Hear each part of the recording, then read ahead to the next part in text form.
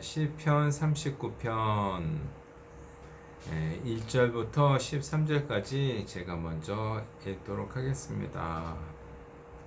내가 말하기를 나의 행위를 조심하여 내 혀로 범죄치 아니하리니 악인이 내 앞에 있을 때 내가 내 입에 자갈을 먹이리라 하였도다. 내가 잠잠하여 선한 말도 바라지 아니하니 나의 근심이 더 심하도다. 내 마음이 내 속에서 뜨거워서 묵상할 때 화가 바라니 나의 혀로 말하기를 여호와여 나의 종말과 연한의 어떠함을 알게 하사 나로 나의 연약함을 알게 하소서. 주께서 나의 날을 손넓이만큼 되게 하심에 나의 일생이 주의 앞에는 없는 것 같사오니 사람마다 그 든든히 선 때도 진실로 허사뿐이니이다. 진실로 각 사람은 그림자같이 다니고 헛된 일에 분유하며 재물을 쌓으나 누가 취할는지 알지 못하나이다. 주여 내가 무엇을 바라리요 나의 소망은 주께 있나이다. 나를 모든 죄가에서 건지시며 우매한 자에게 욕을 보지 않게 하소서. 내가 잠잠하고 입을 열지 아니하함은 주께서 이를 행하신 연고니이다. 주의 징책을 나에게서 옮기소서. 주의 손이 치심으로 내가 쇠망하였나이다. 주께서 죄악을 견책하사 사람을 징계하실 때 그 영혼을 좀먹은 같이 소멸하게 하시니 참으로 각 사람은 허사뿐이니이다.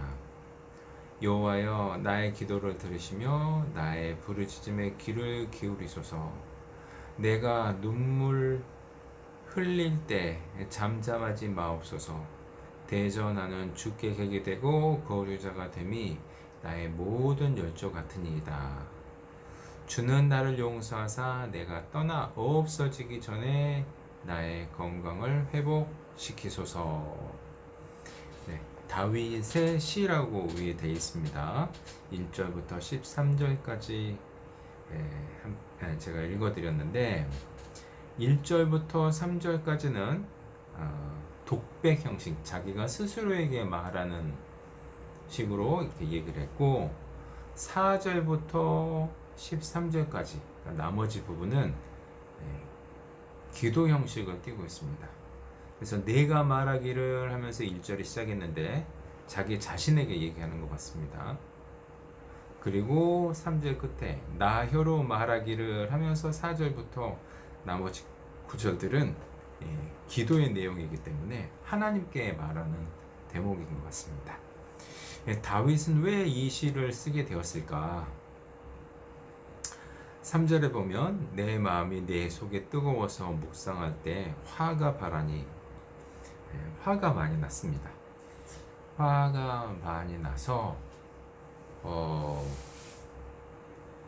이 기도로 그 화를 잠재우는 대목이 아닐까 싶습니다. 여기서 화란 진짜 어떤 사람에 대한 화인지 이제 정확하지는 않습니다만 화가 날 정도로 고난이 있었던 것 같습니다. 그 고난이 정확히 무엇이었는지는 모르겠으나 상당히 스스로 컨트롤하기가 어려웠던 모양입니다. 그래서 1절에 보시면 내가 말하기를 나의 행위를 조심하여 내 혀로 범죄치 아니하리니 행동 조심해야 되겠다. 또 내 혀로 범죄하지 말아야 되겠다. 악인이 내 앞에 있을 때 내가 내 입에 자갈을 먹이리라 하였도다. 그러니까 아무 말도 안 해. 자갈을 먹인다는 얘기는 아무 얘기를 못 한다는 얘기인 거잖아요. 그 불만이 툭 튀어나올 수 있으니까 입 꾹 다물고 있어야 되겠다. 이렇게 얘기를 한 겁니다. 2절 내가 잠잠하여 선한 말도 바라지 아니하니 나의 근심이 더하도다. 아무 말도 하지 않고 또 심지어 선한 말, 옳은 얘기도 하지 않았더니 이게 풀리는 게 아니라 근심이 더 있다고 되어 있습니다. 그래서 3절에 보면 내 마음이 내 속에서 뜨거워서, 그러니까 아무 말도 하지 못하고 있으니까 더 뜨거워가지고 묵상할 때, 여기서 묵상은 하나님께 대한 묵상이 아니라 그 일들에 대해서 골똘히 생각하는 겁니다. 영어로도 muse라고 돼 있고,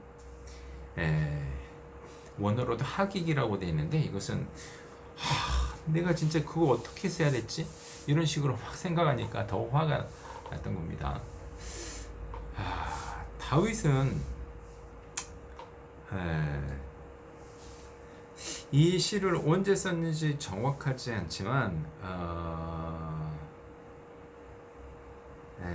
다윗의 시들은 대부분 왕이 되었을 때 쓰는 시들이 많습니다. 그래서 아마 이것도 왕이 되었을 당시에 썼을 가능성이 높은데, 다윗은 왕으로서 썼다면 왕이 그렇게 화가 날 일이 많이 있을까요? 그러니까 쉽게 얘기하면 화가 마음속에서 뜨거웠다고 되어 있는데, 우리가 흔히 하는 말 있지 않습니까? 열받는다. 그러니까 왕인데 그렇게 열받을 일이 많이 있을까요? 저는 가끔 이제 사극을 그렇게 좋아하는 건 아닌데, 사극의 그 신하들이 보통 뭐 분당이나 뭐 이런 것 때문에 두 갈래로 나누지 않습니까? 서로 그냥 다른 얘기를 하면 막 그 사극에서도 왕이 막 화를 어쩔 줄 몰라고 굉장히 고뇌에 막 빠지잖아요. 저는 조금 이해가 안 됐었거든요.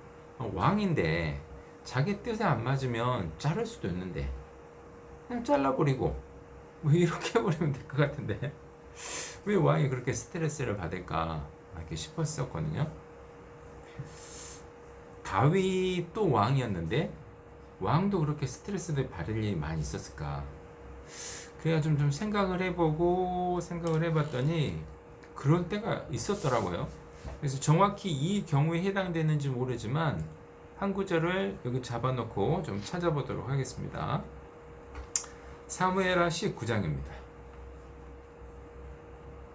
사무엘하 19장 1절입니다.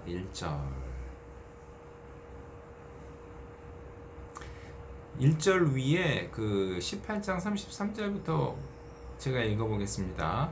왕의 마음이 심히 아파 물로 올라가 소궁이라. 저가 올라갈 때 말하기를 내 아들 압살롬아, 내 아들 압살롬아, 내가 너를 대신하여 죽었다면 압살롬 내 아들아 하였더라.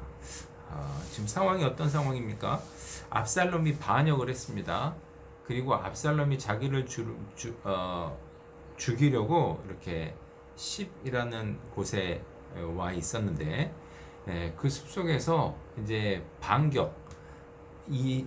다윗의 군사들이 반격을 이렇게 꾀하고 있었습니다. 그런데 모든 군사들 앞에서 부탁을 했어요. 다윗이 제발 내 아들의 목숨은 살려달라 이렇게 얘기를 했는데, 요압이 그 얘기를 듣지 않고 죽였죠. 죽이고 난 다음에 이렇게 슬퍼하는 장면입니다. 그렇게 슬퍼하는데 1절입니다. 19장 1절. 혹이 요압에게 고하되 왕이 압살롬을 위하여 울며 슬퍼하시나이다 하니, 왕이 그 아들을 위하여 슬퍼한다음이 그날에 백성에게 들림에 그날의 이김이 모든 백성에게 슬픔이 된지라.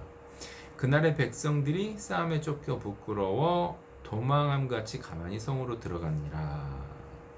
그리고 4절에 또 울고요. 근데 5절에 보시면 요압이 집에 들어가서 왕께 말씀하되 왕께서 오늘 왕의 생명과 왕의 자녀의 생명과 첩첩들의 생명을 구원한 모든 신복의 얼굴을 부끄럽게 하시니, 이는 왕께서 미워하시는 자는 사랑하시며 사랑하는 자는 미워하시고 오늘 장관들과 신복들을 멸시하심을 나타내심이라. 오늘 내가 깨달은즉 만일 압살롬이 살고 오늘 우리가 다 죽었다면 왕이 마땅히 여기실 뻔하였나이다. 이제 곧 일어나 나가서 왕의 신복들의 마음을 위로하여 말씀하옵소서. 내가 여호와를 가리켜 맹세하옵나니 왕이 많이 나가지 아니하시면 오늘 밤에 한 사람도 왕과 함께 머물지 아니할지라. 그리하면 그 화가 왕이 젊었을 때부터 지금까지 당하신 모든 화보다 더욱 심하리이다. 왕이 일어나 성문에 앉음에 혹이 모든 백성에게 고하되 왕이 문에 앉아 계시다니 모든 백성이 왕의 앞으로 나오니라. 이스라엘은 이미 각기 장막으로 도망하였더라. 자, 이때 요압이 왕이 그렇게 부탁을 했음에도 불구하고 압살롬을 죽이고 말았습니다. 그리고 그것 때문에 슬퍼하고 있는 다윗 왕에게 찾아가서 아니 우리가 죽었으면 좋겠어? 뭐 이런 식으로 이제 얘기를 하다가 결국에는 끝에는 협박을 하죠. 지금 사람들 앞에 나가십시오. 안 나가시면 지금까지 당신이 겪은 모든 고난보다 더 심한 고난을 받을 겁니다. 그러니까 진짜 왕한테 협박하는 거죠. 누가 왕인지 모르겠어요. 그러니까 이런 부분에 있어서 저는 조금 이해가 안 됐던 겁니다. 아니 왕이면 요압 군대 장관이었지만 저 요압을 죽여라 하면 끝내버릴 것 같은데 그러지 못할 상황이었나 봐요. 그러니까 이 상황을 보면 아무 말도 하지 못했어요. 요압에게 어떤 대꾸도 하지 못하고 또 행동도 그가 원하는 대로 할 수밖에 없었습니다. 그러니까 저는 이 대목이 생각이 났습니다. 아, 이런 일이 얼마든지 있을 수 있었구나 이렇게 이해가 됐습니다. 자, 이제 다시 시편 39편으로 돌아가 보시죠. 자, 시편 39편이 방금 우리가 읽은 부분을 배경으로 쓴 것일까? 그것은 알 수 없습니다. 알 수가 없는데 아마 이제 비슷한 상황이었을 것이라고 충분히 추측이 됩니다. 그래서 1절에도 보시면 악인이 내 앞에 있을 때 내가 내 입에 자갈을 먹이리라. 내가 잠잠하여 선한 말도 바라지 아니하니 나의 근심이 심하도다. 더 심하도다. 내 마음이 내 속에서 뜨거워서 묵상할 때 화가 바라니. 네, 방금 읽은 부분을 저는 이제 떠올리면서 그런 경우가 아니었을까 이렇게 생각을 해봤습니다. 그러나 꼭 그게 아니었다 하더라도 분명한 것은 뭐냐면 다윗은 극심한 내적 고난에 빠져 있다는 것입니다. 너무 괴로웠던 거죠. 그러니까 막 화가 그냥 화병이 걸릴 것처럼 이렇게 심했습니다. 그 고통이 이제 심한 것을 어느 정도 심했는지를 보면 10절에 보시면 주의 징책을 나에게서 옮기소서 주의 손이 치심으로 내가 쇠망하였나이다. 그러니까 이게 이제 하나님의 손길이라는 것을 느꼈는데 그것으로 자기가 쇠망했다고 기록이 돼 있고 12절에 보면 여호와여 나의 기도를 들으시며 나의 부르짖음에 귀를 기울이소서 내가 눈물을 흘릴 때 잠잠하지 마옵소서. 눈물을 흘렸다 안 흘렸다? 이 고난 때문에 눈물까지 흘린 겁니다. 그러니까 남자가 그리고 왕이었던 사람이 눈물까지 흘렸다면 정말 극심한 괴로움이 있었던 겁니다. 그리고 13절에 보면 주는 나를 용서하사 내가 떠나 없어지기 전에 나의 건강을 회복시키소서. 나의 건강을 회복시키소서. 그러니까 그 건강까지 완전히 잃을 정도로 이렇게 극심한 고난을 겪고 있었다. 자, 그것이 이제 1절부터 3절까지 독백이었는데, 자, 이런 극심한 고난을 겪을 때 다윗은 어떻게 자기 마음을 다스렸을까? 기도를 했다는 것이 정말 아주 중요한 것 같아요. 근데 기도 내용이 어떤지, 그러니까 자기가 극심한 고난을 겪고 있을 때 하나님과 대화를 했다는 것인데 하나님께 어떻게 말했는지를 이제 보도록 하겠습니다. 이 대화의 나머지 부분의 대화에서 찾을 수 있는 특징이 크게 세 가지로 나눌 수 있는데 첫 번째는 이 극심한 고난의 원인이 자기 죄로 인한 하나님의 징계다 이렇게 생각을 했습니다. 징계다.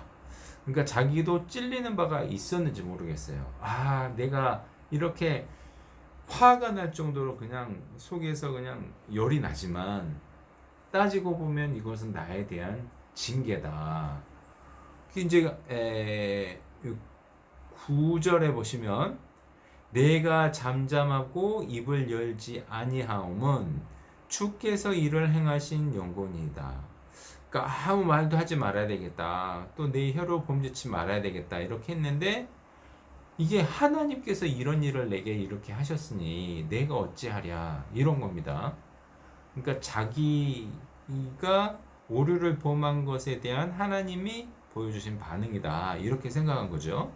또 8절에 보시면 나를 모든 죄가에서 건지시며 이런 기도를 한 거 보니까 자기의 죄하고 관련이 있는 것 같아요.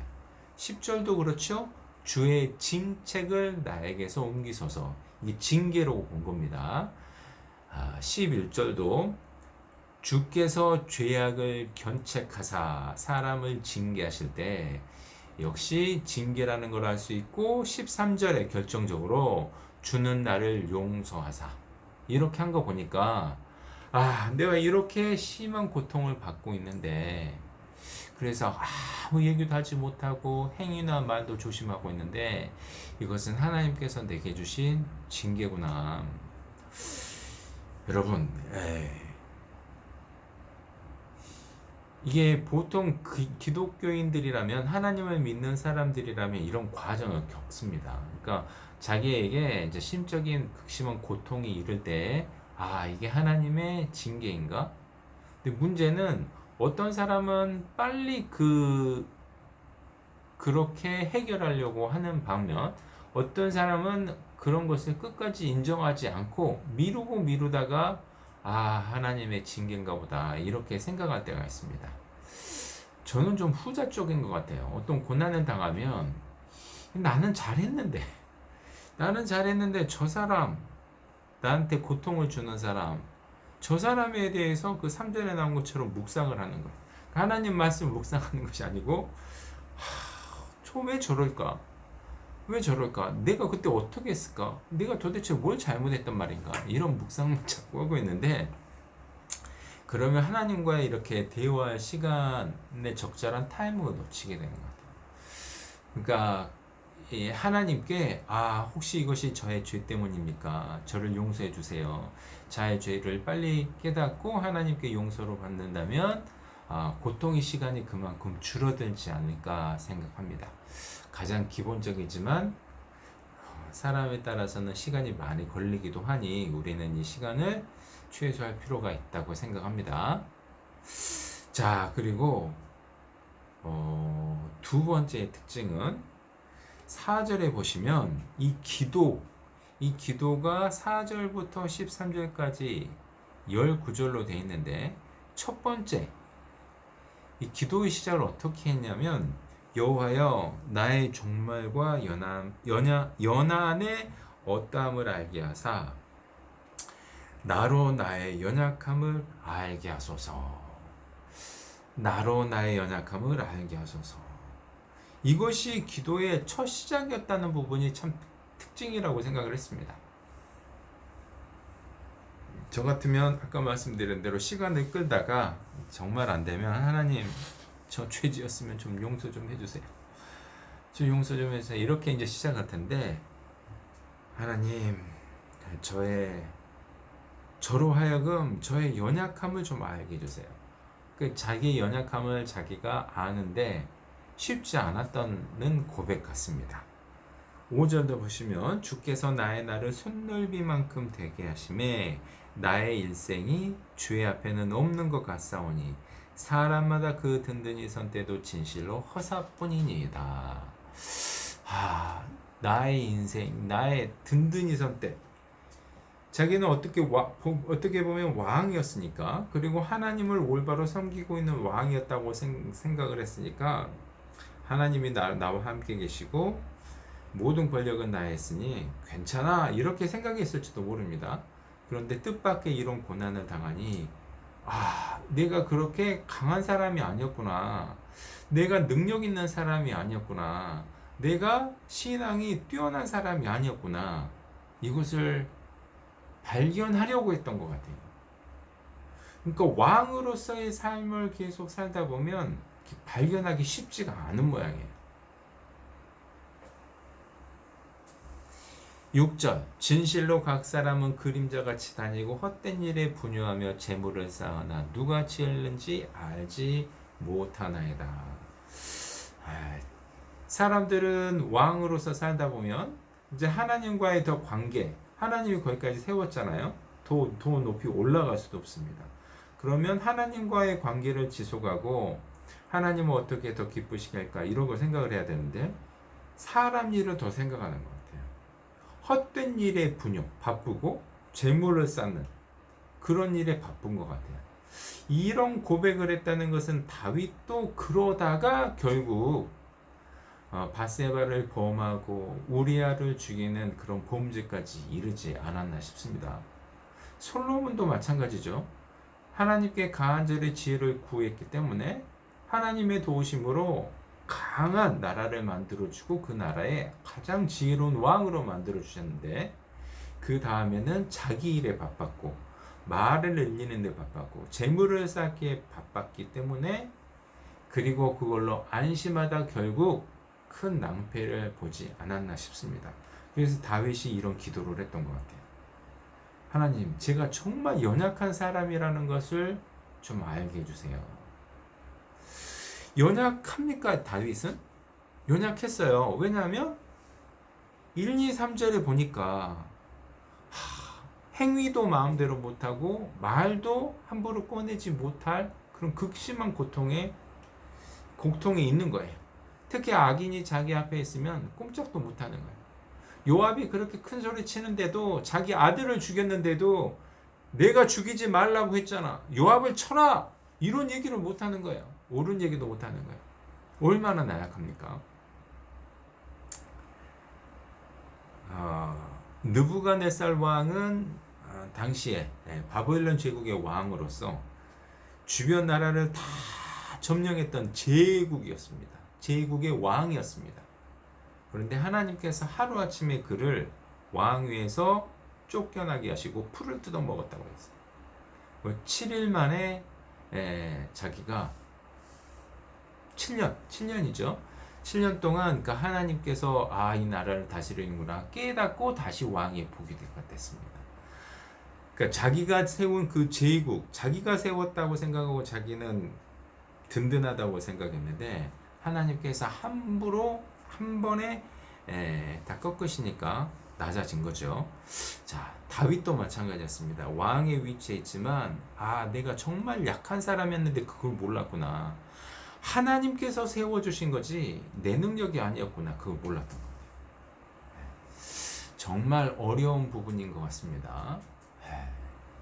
그리고 또 이렇게 기도합니다. 7절 주여 내가 무엇을 바라리요 나의 소망은 주께 있나이다. 나를 모든 죄가에서 건지시며 우매한 자에게 욕을 보지 않게 하소서. 나의 소망이 하나님께 있어야 되는데 내가 세상 일에 있었습니다. 이것이 다윗이 깨달았던 것 같습니다. 자, 그런데 저는 이 부분에 있어서 그러니까 첫 번째 이게 기도의 특징은 바로 자기의 잘못이구나 빨리 알아챘다는 것이고 두 번째는 자기의 연약함을 알게 해달라고 하나님께 구했다는 것이고 세 번째는 이제 마지막 간단합니다. 용서를 구했다는 것입니다. 세 번째 나를 용서하소서 이렇게 이제 정리가 되는데 저는 이 두 번째 오늘 조금 여러분들과 같이 묵상했으면 좋겠어요. 두 번째가 뭐였습니까? 나로 나의 연약함을 알게 했으면 좋겠다. 나로 나의 연약함을 알게 하소서. 이 기도가 우리의 기도가 됐으면 좋겠다. 다윗은 느부갓네살이나 다윗은 왕이었는데도 불구하고 왕이면 어느 정도 그럴 수 있을 것 같아요. 인간 세상사에서는 가장 높은 자리이기 때문에 그 자리에 있기 때문에 자기 마음대로 할 수 있을 거라고 생각하지 않겠습니까? 누가 나한테 뭐라고 할까? 내 마음대로 할 수 있을 거야. 이렇게 생각했을 텐데 저 같은 경우는 왕하고는 전혀 거리도 멀지만 이 세상에서 조금만 잘 풀리면 저의 연약함을 뭘 잊어버리는 것 같아요. 그러니까 회사 생활이 잘 된다. 그럼 마치 내가 이 정도 능력은 됐지 이렇게 생각하는 거. 저는 이제 필리핀에서 돌아와서 이제 뭐 운전직으로 시작했는데 어느덧 관리자가 됐고 지금 관리소장으로 일을 하고 있는데 그 전 있던 회사에서 여기로 이 사장이 지금 현재 대표가 아, 어, 저의 이제 그 고용 의사를 밝혔는데 제가 한번 거부를 했습니다. 그런데도 이제 다시 오라고 해서 이게 들어왔거든요. 그래서 그때부터 저는 이미 교만해진 게 아닌가 싶습니다. 내가 그래도 괜찮은 사람인가 보다. 쓸만한 사람인가 보다. 그리고 그 전에 운전직에 있는 나쁜 관리자의 모형들을 많이 봤기 때문에 저는 그 정도는 얼마든지 피할 수 있다. 그 사람들에 비하면 얼마든지 좋은 사람이다. 이렇게 생각을 하고 살았습니다. 살고 그렇게 이제 지내고 또 지금까지 지내오면서 다들 나의 관리 스타일이나 이런 거에 만족하겠지. 더 나아가 고마워하겠지. 이렇게 생각을 했는데 채고 나서 알게 됐어요. 그렇지 않다는 것을. 저에 대한 불만도 많고, 그리고 또 이제 이 대표라든가 이 사람 또 나를 반드시 좋게 보는 건 아니더라고요. 그러니까 저는 큰 착각에 있었던 것 같습니다. 큰 착각에 있으면서 그 착각이 왜 있었는지 딱 생각을 해보니, 나는 그러니까 뭐 다윗의 위치나 뭐 그런 위치에 있지 않음에도 불구하고 저는 상당히 괜찮은 사람이라고 생각했던 것 같아요. 그리고 나 정도면 어디 가서든지 잘할 수 있어. 어디 가서든지 필요한 사람인 거야. 이렇게 생각을 했던 것 같아요. 그런데 그게 아니라는 사실을 이렇게 깨닫고 나서 맨 처음에 저는 어떻게 한다 그랬죠? 묵상을 하거든요.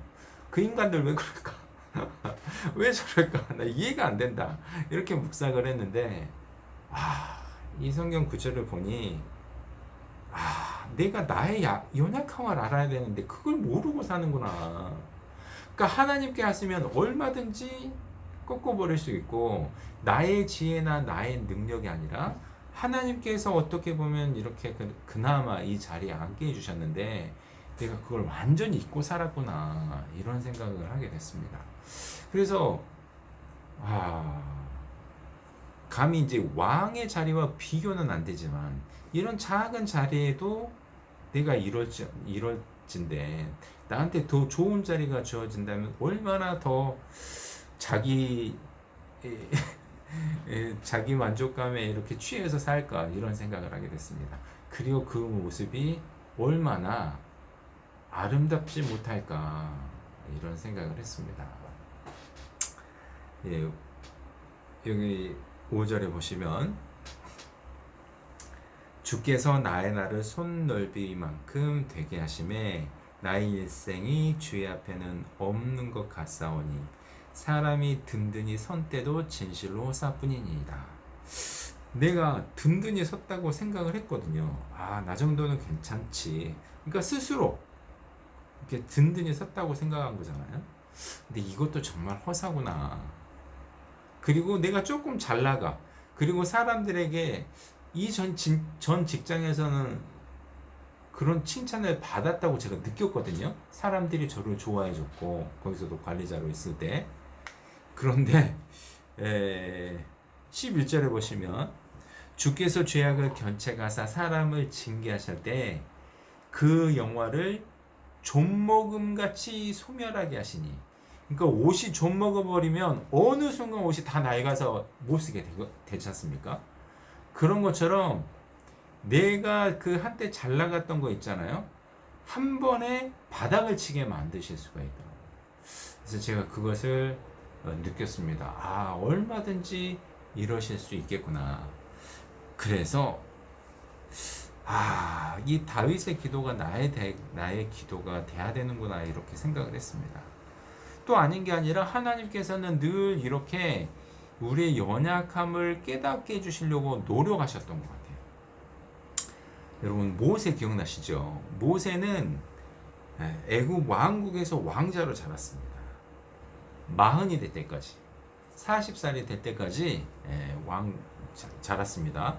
그리고 어느 날 내가 우리 민족을 구해야 되겠다. 하나님께서 내 손을 들어서 쓰실 거야. 하고 나갔습니다. 얼마나 진짜 예쁜 생각입니까? 그런데 하나님께서는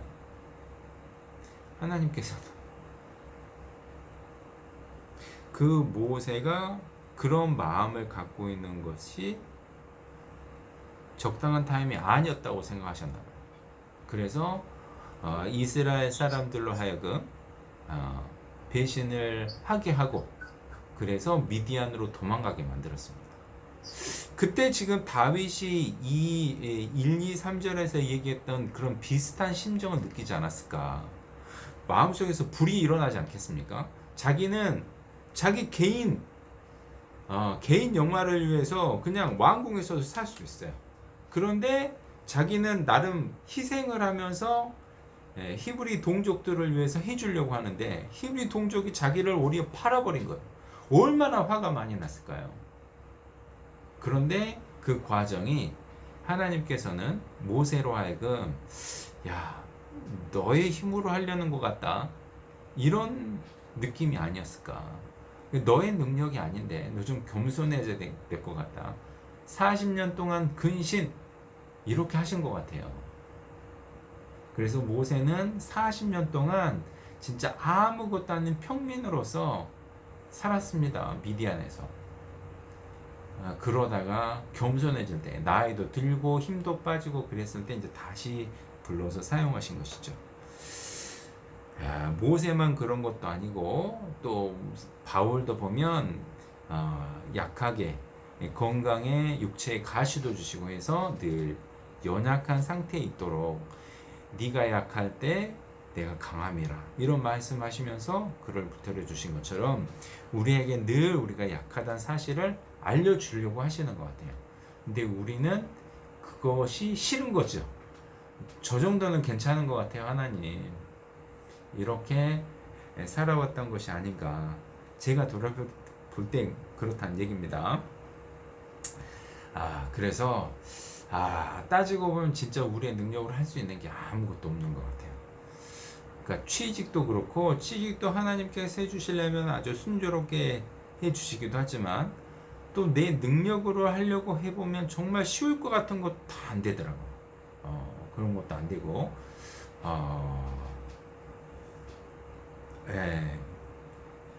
그러더라고요. 그러니까 이제 하나도 제 마음대로 되는 것도 없었습니다. 그리고 지금 뭐 여러 가지 제 마음대로 되는 것이 없다는 것을 보면서 진짜 내가 진짜 연약한 사람이구나. 이렇게 연약한 존재인데도 그걸 모르고 나는 꽤 괜찮은 사람이냐. 이렇게 살았던 것 같습니다. 신앙에 있어서도 그렇고 뭐 사회생활을 함에 있어서도 그렇고. 그래서 하나님께서는 너의 연약함을 좀 알아라. 이런 메시지를 은연중에 우리에게 보내고 계신 것 같습니다. 그래서 이 다윗은 그것을 캐치를 하고 여호와여 나로 나의 연약함을 알게 하시옵소서. 그러니까 자기가 자기 연약함을 모르니까 그런 것 같아요. 그러니까 자기가 연약함을 바로 왔다면 저는 연약한 존재잖아요. 이렇게 생각했을 텐데 그 연약한 존재라는 사실을 모르고 이렇게 당당하게 살다 보니 하나님, 제가 연약한 존재라는 사실을 늘 깨우치고 살았으면 좋겠습니다. 이런 기도를 한 게 아닌가 싶습니다. 연약함을 아는 것이 왜 중요합니까? 그래야 겸손해지고 그래야 하나님께 가까이워집니다. 우리가 진짜 겸손해지고 우리가 연약함을 할 때는 하나님께 구하는 것도 많고 그러잖아요. 그런데 잘 나간다고 생각했을 때는 하나님을 그렇게 잘 찾지도 않는 거예요. 그래서 자기의 연약함을 알아야 하나님을 가까이 하게 되고 하나님께 구하게 돼요. 또 하나님이 들어주셨을 때 하나님께 감사하게 됩니다. 그러니까 하나님께서 해주셨다는 것을 알 때 하나님께 감사하게 되고 그게 하나님께서 원하시는 바인데 내 능력으로는 이 정도는 되지 하면 자기 능력으로 한 거잖아요. 그러면 하나님께서 감사함을 받으실 일이 전혀 없어지는 거죠. 그래서 자기의 연약함을 스스로 잘 안다는 것은 정말 중요하구나 이런 생각을 하게 됐습니다.